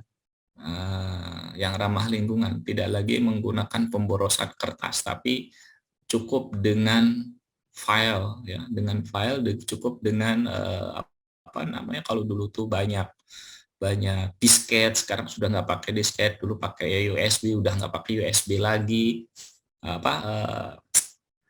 flash disk, ya, lupa saya, flash disk, ya, sekarang sudah nggak lagi juga menggunakan flash disk, tapi menggunakan memori yang disimpan. Sekarang sudah nggak lagi, akhirnya berusaha menyimpan di dunia maya ya, dengan menyimpan big datanya. Nah, ini sudah ramah lingkungan. Kemudian dalam CSR juga, dalam ramah lingkungan, bagaimana supaya ramah lingkungan ini kita merekrut dari sekolah-sekolah, di mana sekolah juga kita bina juga. Salah satu contoh ada itu saya temukan perusahaan otomotif ya, Honda ya, dia membuka stand di kampus ya, di mana buka stand di kampus itu merekrut di situ, melatih di situ, yang dilatih adalah orang otomotif, nanti ada free penggantian oli ya, ada free service-nya, tapi go olinya bayar, standar mahasiswa. Nah, kemudian dari situ direkrut masuk kerja juga, jadi dilatih di tempat ya, jadi dilatih di tempat supaya nanti saat masuk kerja ya dialah yang sudah dilatih benar dan tahu benar tentang penggantian oli, tentang servisnya, dan ditujukan juga dengan minat dan bakatnya. Ya. Itu sudah mulai digalakan di situ. Ya. Jadi banyak Pak untuk mencegah terjadinya turn-on for intention. Ya, ada beberapa banyak faktor. Dan betul tadi juga ada engagement, ada OCB. Kalau OCB-nya sudah tinggi, saya sudah merasa memiliki enggan untuk pindah dari perusahaan karena sudah nyaman dengan perusahaan, bagaikan rumah kedua saya. Rumah kedua saya itu di kantor. Ya, ada juga yang mengibaratkan istri kedua saya di kantor, istri pertama di rumah. Itu ada yang begitu. Ada juga rumah kedua saya di kantor, saya nyaman di kantor. Ada juga yang begitu. Kemudian juga ada juga yang membuat perkantoran terpadu. Jadi kantor nanti tempat tinggalnya sekitar kantor supaya gampang mobilitasnya. OC itu juga orientasi untuk ke OCB juga. Ya, bagaimana dibikin nyaman. Kemudian di engagement, ya, diikat, pengikatan. Ya, ada salah satu trik untuk engagement itu kontrak tanda tangan, ijazahnya ditahan. Jadi nggak boleh keluar. Ada lagi yang didiklat selama di luar negeri ya, selama 3 tahun atau 4 tahun dengan pernyataan N+2 ya, N+2 atau N+5 dan lain-lain lah, macam-macam ya, tergantung pada perusahaannya. Jadi setelah pulang dari sana harus mengabdi. Nah, itu engagement juga itu. Atau kalau misalkan keluar juga harus dikenakan denda karena biaya yang diberikan untuk pendidikan keluar itu bukan biaya yang gratis, tapi biaya yang dikomposisikan oleh perusahaan untuk meng-hire SDM itu sendiri. Nah, itu ya. Jadi akhirnya akan kembali lagi untuk perusahaan kalau misalkan dia bekerja. Teman saya dulu ada yang di perusahaan kimia Mitsui kalau nggak salah, dia kerja di sekolahkan di Jepang, tapi setelah dari Jepang bukannya balik lagi, malah ada yang menggunakan PT Caltech kalau nggak tahu apa namanya ya, yang menggunakan. Akhirnya perusahaan Caltechnya yang membayar karena berani untuk membayar atau menggantikan biaya-biayanya. Ya. Demikian juga kalau terjadi turnover juga pusing juga perusahaan. Perusahaan harus mencari orang lagi, kemudian harus membayarnya, ya. Kemudian harus melatihnya, high cost juga. Kemudian setelah kerja juga belum bisa kerjanya, harus dilatih juga. Banyak kerjaan yang reject juga jadi beban QC-nya, quality control-nya. Nah, itu ya. Jadi macam-macam ya. Jadi bagaimana untuk mengingatkan agar tidak terjadi turn-on for intention. Nah, inilah kepiawaian sumber daya manusia, sehingga ada istilah nurse human resource management. Jadi perawat. Ya. Atau ada dalam bahasa lainnya ada yang maintenance, pemeliharaan.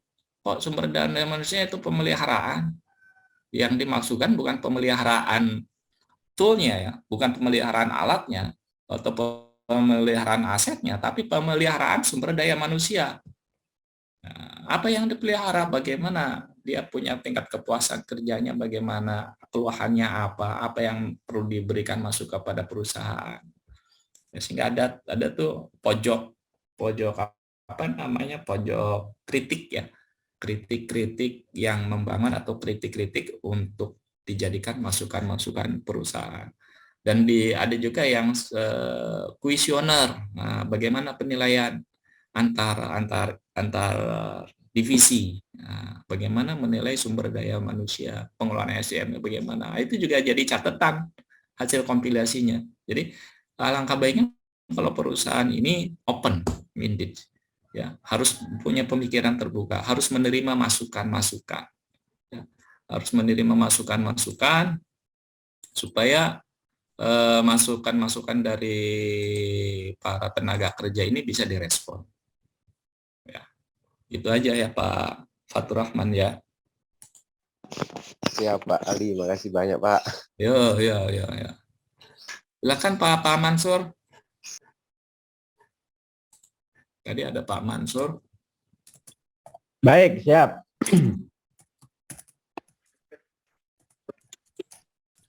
Ya, Pak Dokter. Ya, siapa? Izin curhat mungkin. Oh, boleh.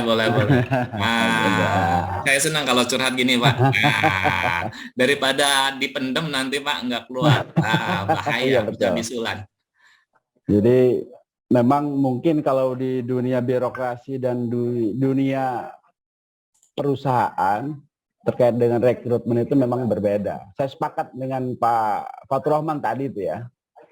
Sesuai dengan skill, penempatannya di mana gitu tuh. Itu sesuai. Tapi kalau di birokrasi kan berbeda sekali karena ya pimpinan kita produk politik ya akhirnya kita harus seperti itu Pak. Tidak bisa dipungkiri, itu kan. Kalau kita bagus berbicara atau komunikasi dengan pimpinan yang notabene produk salah satu politik, ya pasti kita akan diajak. Kan gitu, kira-kira ya. Seperti itu. Terkait dengan ini Pak, terkait dengan industri, revolusi industri, dari yang saya ingat itu memang dari 2.0 sampai sekarang mungkin akan digaungkan tuh 5.0. Saya melihat dalam pemikiran yang mungkin primitif bagi saya, terjadinya kelemahan ekonomi secara merata di masyarakat, mungkin karena itu. Pemerintah kita kan kadang-kadang latah ketika ada negara belahan sebelah kiri, mari kita menggunakan teknologi 4.0, yang pada akhirnya memang secara tidak langsung tenaga manusia itu berkurang. Padahal penggunaan tenaga manusia itu secara otomatis ekonomi di keluarganya juga kan lumayan. Gitu kan. Tapi karena ketika terjadi pengurangan tenaga kerja, ya di masyarakat juga kurang tuh daya jual. Artinya ya ekonomi kita ya jelas marut kan gitu kira-kira. Saya tidak sepakat Pak dengan gaya-gaya luar di sana dan kemudian pemerintah kita mengadopsi itu. Kenapa tidak mengulang yang dulu? Zamannya Soeharto ada bagusnya ketika satu pekerjaan diserahkan ke masyarakat dan kemudian masyarakat ikut andil melakukan pembangunan itu. Mereka dapat upah, mereka punya jajan, mereka bisa memenuhi kebutuhan keluarganya.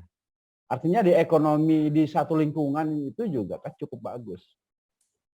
Tetapi beda dengan saat ini ketika pemerintah memberlakukan revolusi industri dengan mengadop 4.0, semua tenaga berkurang, bahkan hampir semua gitu kan.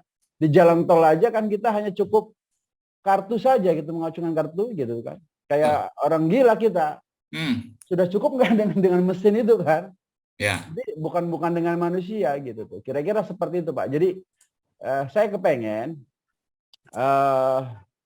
teman-teman yang angkatan pertama ini, mari kita angkat tentang penguatan ekonomi kemasyarakatan, bukan pada persoalan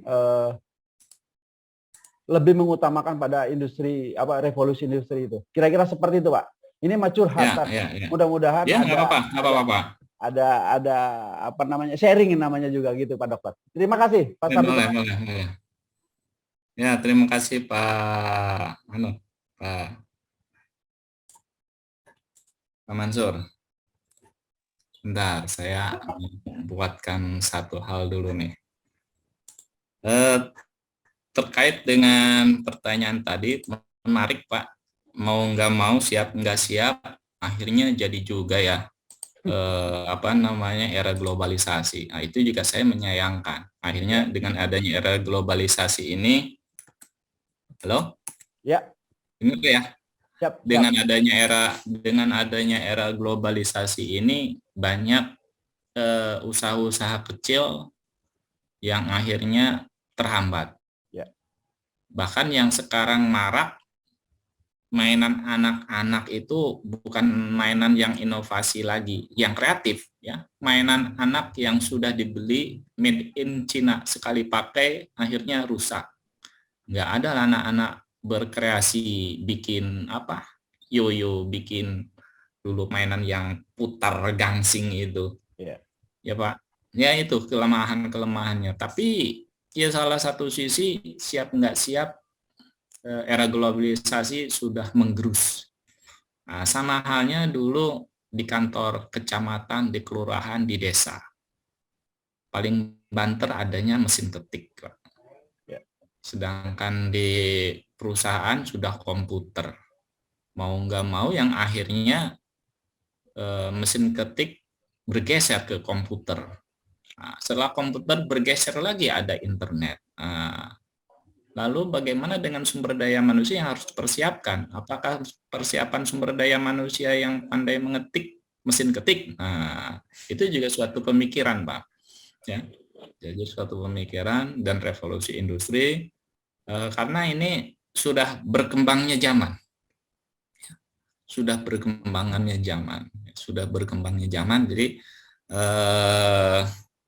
sumber daya manusia harus bisa mempersiapkan diri, termasuk saya sendiri, kita semua ya, bapak-bapak semua, ibu-ibu semua ini yang akan sebagai generasi dan akan regenerasikan ya, akan meregenerasikan ke estafet kelanjutannya supaya bisa survive, Pak. Ya, kalau kita tidak persiapkan, ya apalagi kalau nggak dipersiapkan, susu yang ada sekarang aja kita keteter ya, kewalahan ya. Benturan sana, benturan sini, belum lagi kebijakan pemerintah, belum lagi kebijakan politiknya, belum lagi kebijakan birokrasinya, macam-macam, Pak. Nah, jadi akhirnya bagaimana comparative advantage-nya, keunggulan komparatifnya, bagaimana kita punya keunggulan dirinya mampu menghadapi itu semua sebagai orang-orang yang menang. Nah, yang menang atau yang berjuang, yang akhirnya dapat menghalau perkembangan atau orang-orang yang sukses, Pak.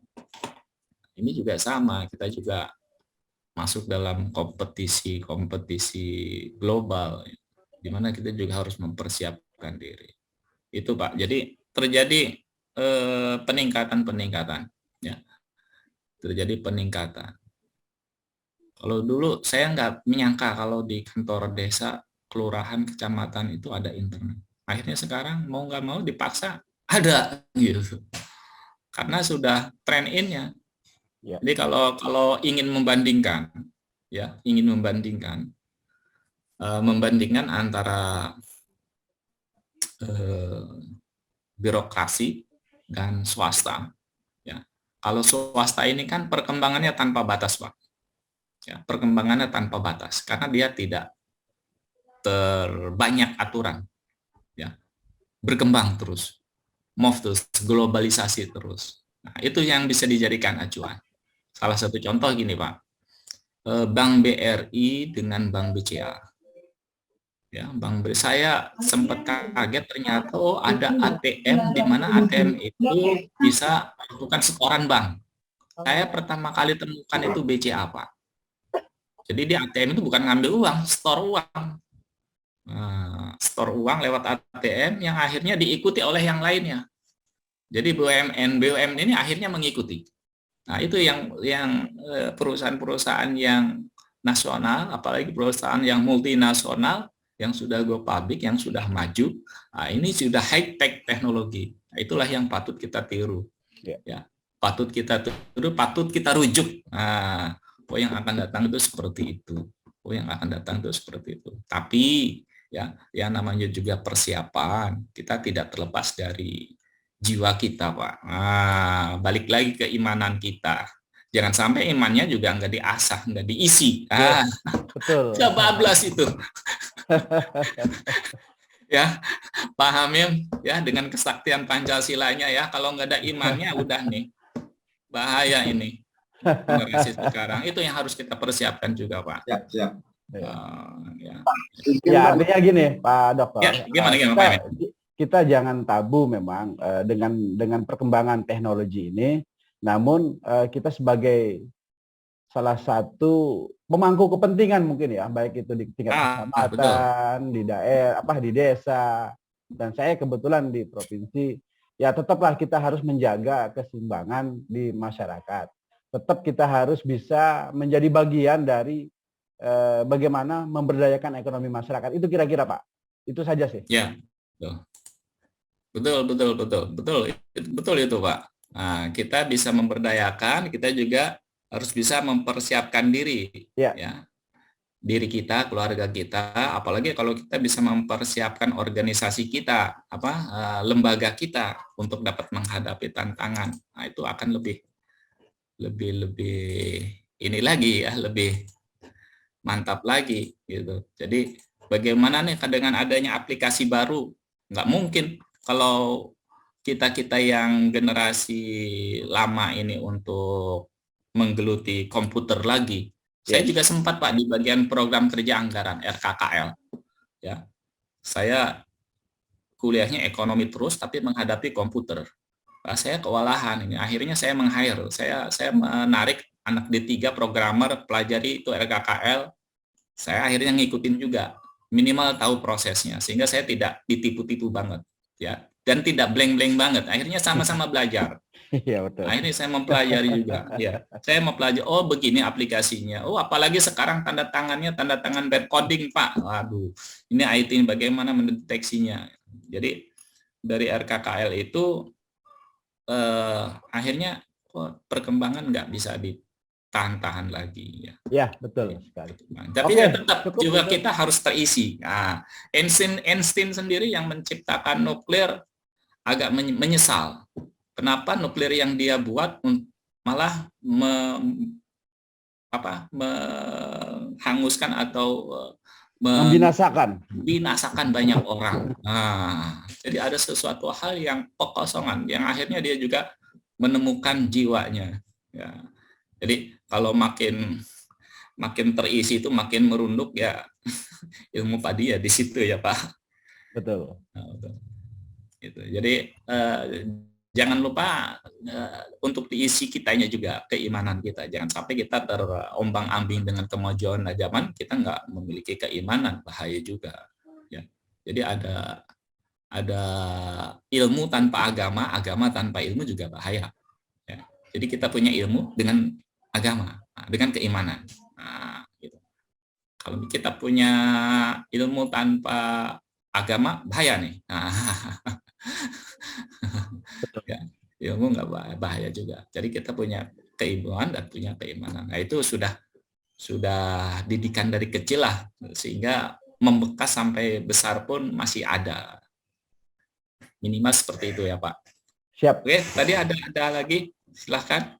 Kang Aminuddin silakan tuh tadi. Amin, monggo, ya silakan Pak Amin. Ya Pak, menarik ya Pak, dari tadi saya mendengarkan terkait era sekarang ya, dari 2.0 sampai dengan mungkin nanti 5.0 ini. Dulu saya waktu SMA 2010 itu guru saya ngomong nanti ke depan ada namanya globalisasi. Nah, waktu globalisasi ini saya sendiri belum mengerti apa sih globalisasi itu. Dan mungkin sekarang di dunia kerja, kemudian di dunia ya lingkungan semua sudah kelihatan fungsinya globalisasi kekurangan, kelebihan globalisasi, termasuk kayak tadi Bapak tadi mainan-mainan dari anak-anak dulu saya membuat mobilan itu dari kardus, kemudian dari tanah liat. Sekarang anak mulai tidak kreatif ya, apalagi dengan sekarang ada gadget dan anak-anak semuanya fokus ke gadget, mau tidak mau gitu kan. Ya, menarik karena untuk kita sekarang, orang yang sekarang mungkin kita sudah ada ilmunya. Intinya saya ngomong ini mempersiapkan generasi di bawah kita untuk tidak ikut, artinya globalisasi tetap kita ikut, tapi jangan sampai terbawa euforia globalisasi ini gitu. Menghilangkan seluruh identitas kita gitu sebagai orang Indonesia tentunya.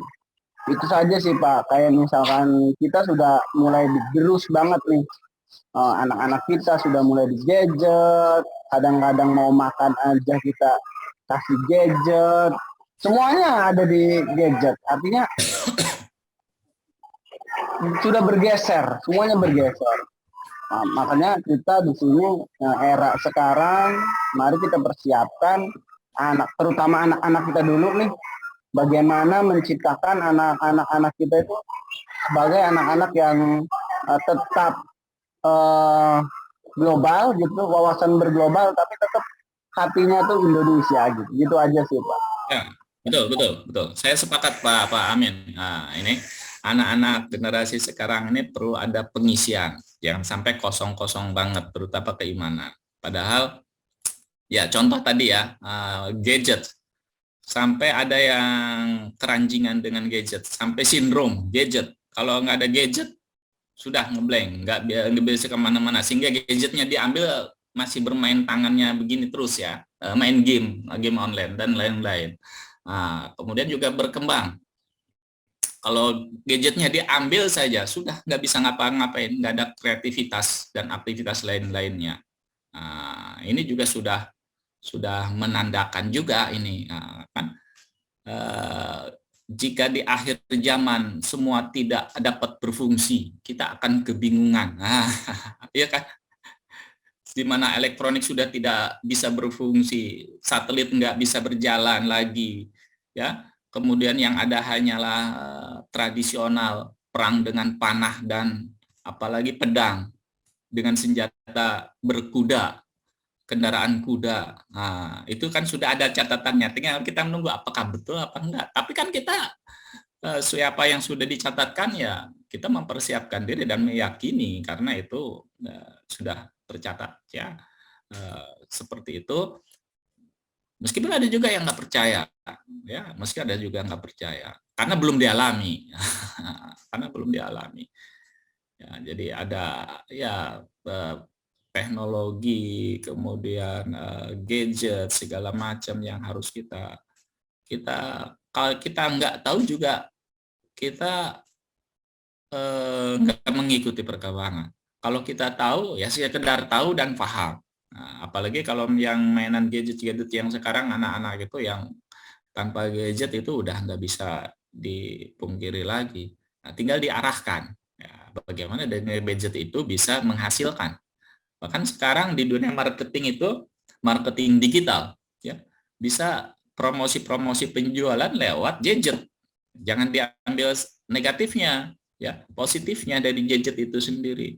Dengan gadget bisa menghasilkan uang. Sekarang jual beli tanah itu bisa lewat Facebook, bisa lewat Instagram, ya. Kemarin saya ikut itu ada Dafdigi, ya, Dafdigi dalam menjual itu ada penawaran-penawaran ke situ. Ya, jadi pemanfaatan elektronik untuk ke arah yang positif. Ya. bagaimana bikin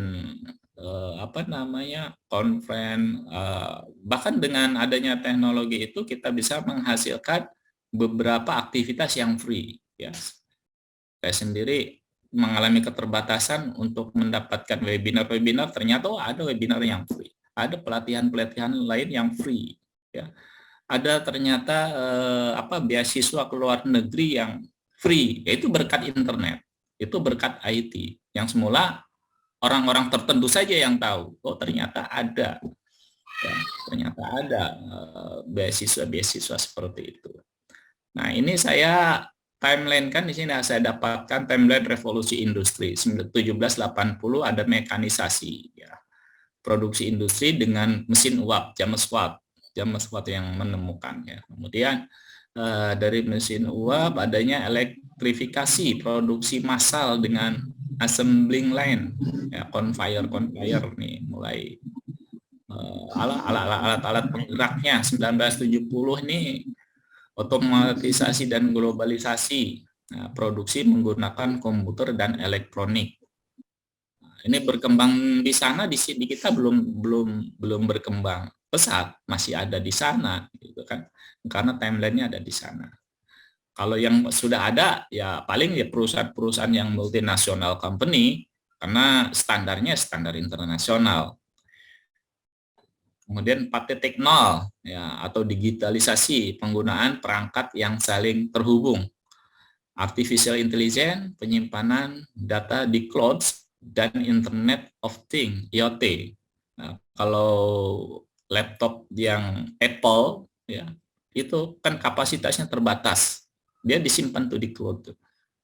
Simpan, nanti kita bayar juga itu berapa kapasitasnya. Sementara ini kalau saya sih nggak menggunakan itu, ya. Saya cukuplah 2 email. Nah, nanti satu simpan di email A, email B. Nah, kalau ada suatu waktu tertentu, ada di mana saya butuh KTP, butuh ijazah, saya bisa download. Gitu. Jadi itu juga kita manfaatkan, Pak. Ya, Pak Amin, ya, Pak Mansur, ya. Jadi data-data kita, data-data yang penting-penting simpan di email aja deh. Takutnya lupa, tinggal download aja. Biasa lain-lain. Jadi kita bisa manfaatkan itu. Jangan sampai kita terbawa arus, tidak bisa dimanfaatkan, ternyata masih bisa. Dan dengan melalui handphone juga bisa telemarketing. Ya. Bisa menjual melalui handphone, digunakan fasilitasnya. Jangan sampai kita menjadi korban handphone, tapi kita bisa memanfaatkan handphone. Jadi ada sisi baik dan sisi buruknya. Kita ambil sisi kebaikannya, ya. Kemudian masa depan 5.0, memanusiakan manusia dengan teknologi, ya. Jadi manusia yang semula di digitalisasi ini, manusia digantikan dengan digital. Nanti arahnya nanti bagaimana manusia bisa memanfaatkan digital itu sendiri, menjadi operator digital itu sendiri, ya. Sepintar-pintarnya digital kan lebih pintar manusia katanya, karena manusia yang bikin. Nah, gitu. Jadi berupaya nanti manusia bisa mengendalikan teknologi. Ya, itu saja, ya. Jadi berkembang, ya, terkait dengan perkembangan yang akan datang 5.0, kemudian ada 6.0. Ini 6.0 ini masih tanda tanya, saya juga masih tanda tanya 6.0. Ada 1.0, 2.0, 3.0, 4.0, 5.0, berarti ada dong 6.0. Kan angkanya sampai 10. Dari 10 ada lagi 11, 12, dan seterusnya.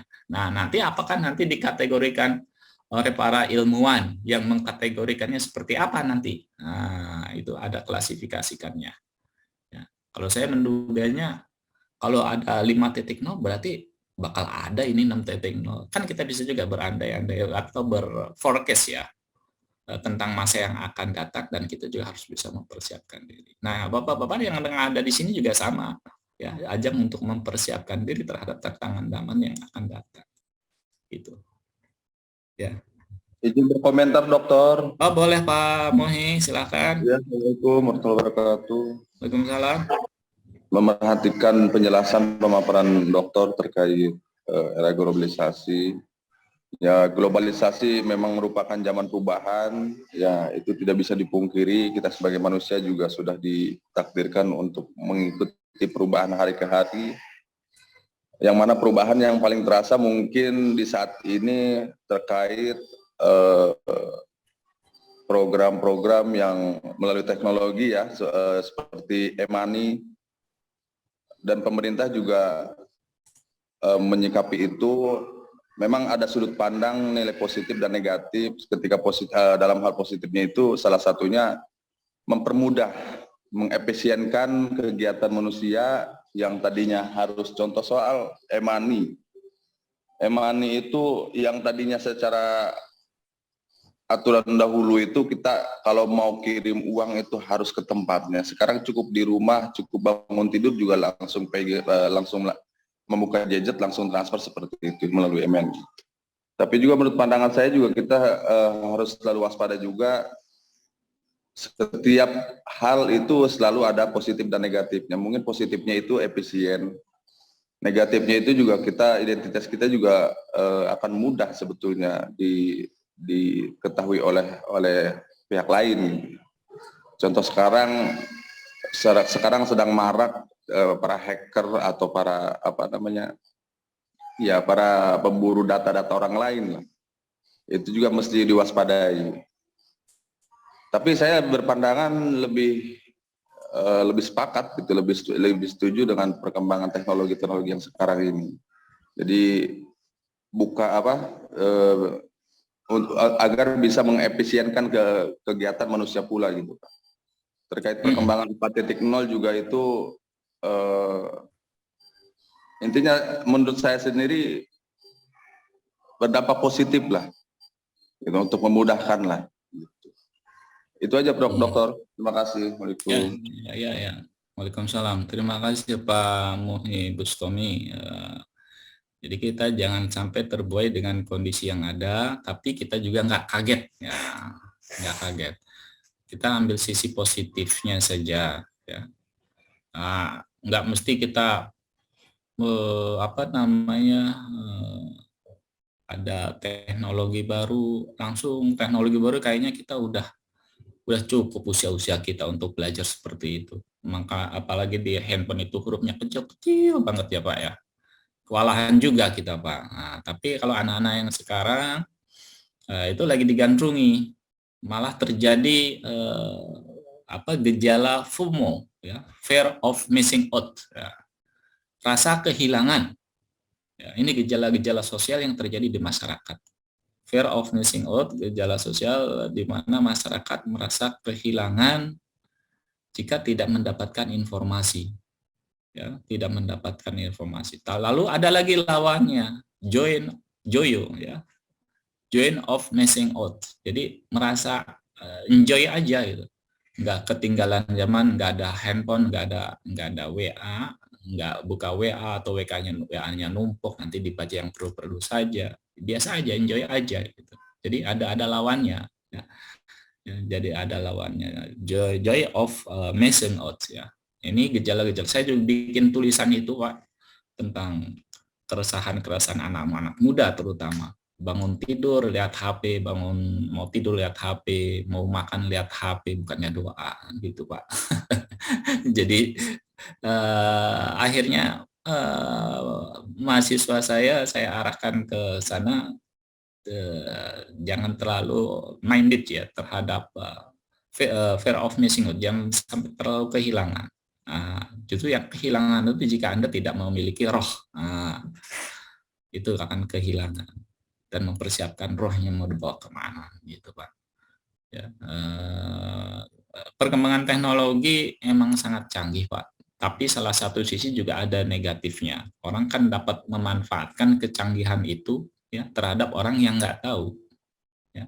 Terjadi sekarang crime cyber, ya, kejahatan siber, ya, kejahatan kriminal atas dunia maya. Jadi ada penyelewengan atau penyimpangan yang terjadi di data-data kita. Ada juga yang sebelumnya manual Pak. Nah, ini kalau di counter HP itu kan nulis tuh Pak nomornya tuh. Ada juga yang dijual murah banget itu selembar berapa? 2.000. Nah, dari itu data itulah baru dikirimkan itu untuk penawaran produk barang. Ya, ini untuk sisi marketingnya.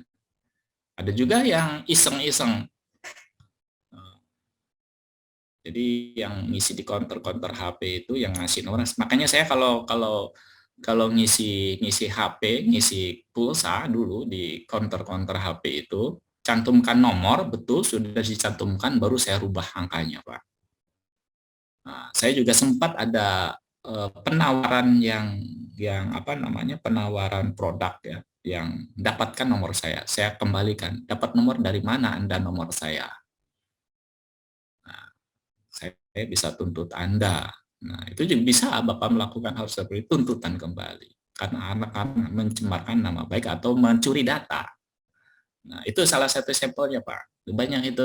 Makanya saya kalau ngisi-ngisi pulsa itu, nomornya saya selimpangkan. Kalau enggak, saya sebutkan aja nomornya. Dan kecurigaan saya juga timbul, Pak. Setiap kali webinar, segala macam itu kok mencantumkan nomor handphone ya. Apa fungsinya? Saya berpikir, wah jangan-jangan ini. Ternyata betul. Masuk dalam grup klinik jurnal, nanti dimasukkan lagi dalam grup publikasi jurnal itu. Saya lihat adminnya ternyata masih dalam satu grup. Oh, berarti sumbernya dari situ. Jadi gunakanlah yang sifatnya privasi lah. Ya, nomor handphone itu privasi hanya untuk kepentingan kerja. Kalau yang kepentingan lain-lainnya ya kalau bisa menjaga diri. Nah, jangan sampai nanti disalahgunakan. Ya. Banyak sekarang kajian-kajian tentang cyber, kejahatan dunia maya.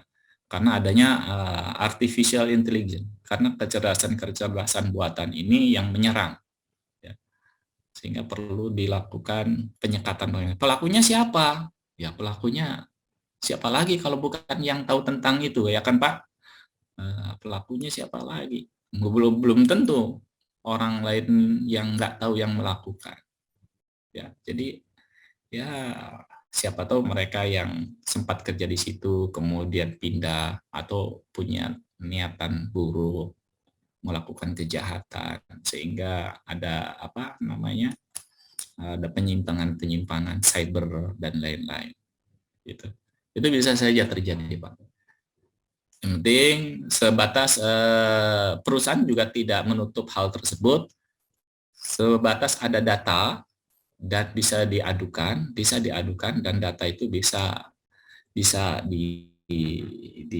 diperbaharui. Bahkan ada suatu perusahaan perbankan yang menguji cobakan, mensayembarakan siapa yang bisa menembus sistem saya, software saya akan dibayar. Setelah bisa ditembus, dibayar, dipanggil, apa kelemahan sistem saya? Kelemahan sistemnya apa? Kemudian Anda yang bisa membobol sistem saya akan saya gaji untuk mengamankan saya. Ada juga yang begitu Pak sistemnya. Ya. Jadi sayembarakan, softwarenya disayembarakan. Software siapa yang bisa membobol software saya akan saya bayar.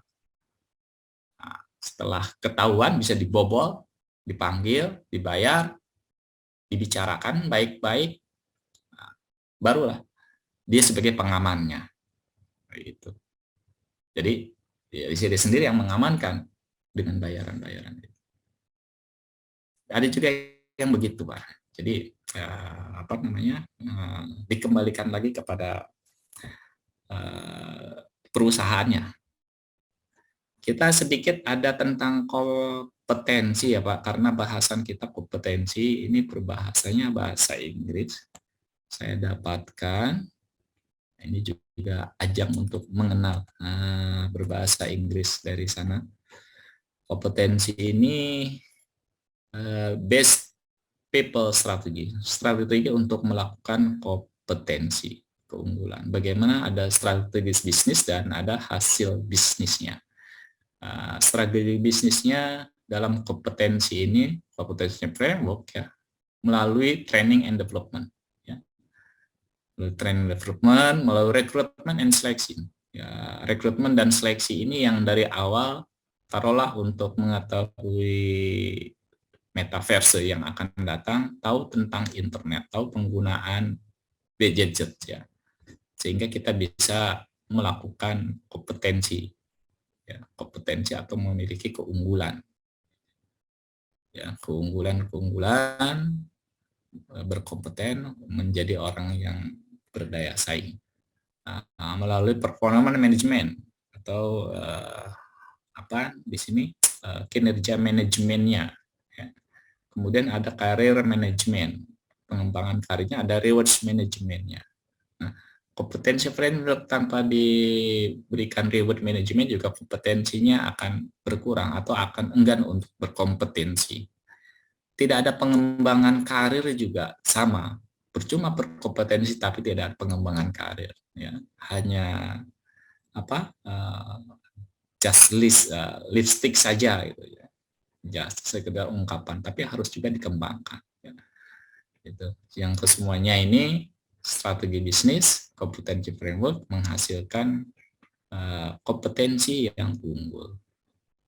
Kompetensi yang unggul ini memiliki human resource function dan beberapa linkage between individual performance and business result. Ya. Jadi memiliki keunggulan bisnis ya, kemudian menghasilkan hasil dari kompetensi itu menghasilkan. Memiliki keunggulan bisnis dan memiliki keunggulan kompetensi itu sendiri. Nah, apa itu kompetensi? Nah, kompetensi merupakan kombinasi dari kemampuan, ya, job attitude ya, job attitude itu minat dan bakat pekerjaan, pengetahuan ya, yang direfleksikan atau yang ditunjukkan melalui job behavior ya, kebiasaan kerja yang dapat dipantau, diukur dan dievaluasi. Nah, ini kompetensi. Ada juga kompetensi merupakan determining factor for successful performance. Jadi kinerja salah satu penentu faktor suksesnya kerja. Nah, kalau suksesnya kerja itu dilihat dari kompetensinya. Jadi mendefinisikan itu. Kemudian ada fokus pada kompetensi adalah perilaku di mana dapat menerapkan kemampuan, ya, job attitude dan knowledge, dapat menerapkan pengetahuan, dapat menerapkan minat bakatnya, ya. Ya, ini juga dari definisi dari kompetensi. Jadi dijadikan kompetensi ini orang yang memiliki keunggulan-keunggulan. Nah, ini ada skill, job attitude, knowledge, ada observable behavior, ada job performance. Ini merupakan kompetensi. Kompetensi berdasarkan observasi perilaku, berdasarkan skill, job attitude, knowledge, pengetahuan yang dimiliki. Ya. Gitu. Bagaimana kompetensi dengan job description-nya? Sebentar lagi kita berakhir ya Pak, 2 menit lagi nih. Nah, saya hanya scanning saja. Yang penting nih tentang kompetensi sudah bisa diserap atau disampaikan. Nanti saya sampaikan juga ini PowerPoint-nya nanti bisa dibaca atau diterjemahkan sedikit-sedikit.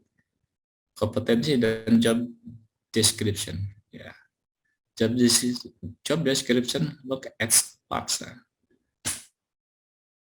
Job deskripsi itu adalah apa, ya, melihat apa yang dilihat dari job deskripsi pekerjaan dan bagaimana, ya, dan di mana tingkat kompetensinya, ya, dan bagaimana juga untuk mencapainya, ya. Traditional job description analisis job deskripsi uraian pekerjaan yang tradisional itu bisa didasarkan pada dasar-dasar pekerjaannya. Sequence of tasks necessary to perform the job, berdasarkan tingkat-tingkat kebutuhannya. Ya. Jadi kompetensi dan job description ini harus dipersiapkan berdasarkan tingkat kebutuhannya. Jadi kalau di instansi pemerintah itu orang-orang yang tahu IT ditempatkan di mana, di puskesmas atau di apa yang tingkat kompetensinya masih rendah, itu kurang bersaing. Jadi biasanya anak-anak yang muda yang fresh graduate ini memiliki haus dia dengan keilmuan, pengen mengekspresikan, pengen pengen unggul, ya dia biasanya penuh dengan tantangan masuk ke dalam orang-orang yang menyusun program, biasanya di situ Pak. Ya, pengalaman saya dulu kerja itu nggak mau diem. Nah, karena sebelumnya sebelum di ASN saya sempat kerja di swasta yang banyak aktivitas, pas di ASN kurang aktivitas saya greget, jadi saya banyak aktivitasnya di luar. Dan sempat juga ketemu sama sekda, malah dibilang sama sekda itu, yang sekda kabupaten Pak, yang di Rangkas, ya kalau masih muda boleh pindah-pindah aja nggak apa-apa. Nanti kalau sudah tua bisa memilih maunya di mana. Gitu malah Pak. Diajarinnya begitu. Itu waktu CPNS saya. CPNS les bahasa Inggris. Ya, diajarinnya begitu. Ternyata dia eselon 2 yang ngajarin saya seperti itu. Akhirnya saya berusaha untuk pengen tahu pindah-pindah dari satu bagian ke bagian yang lain. Mungkin itu aja ya Pak pertemuan kita. Waktunya sudah jam 11.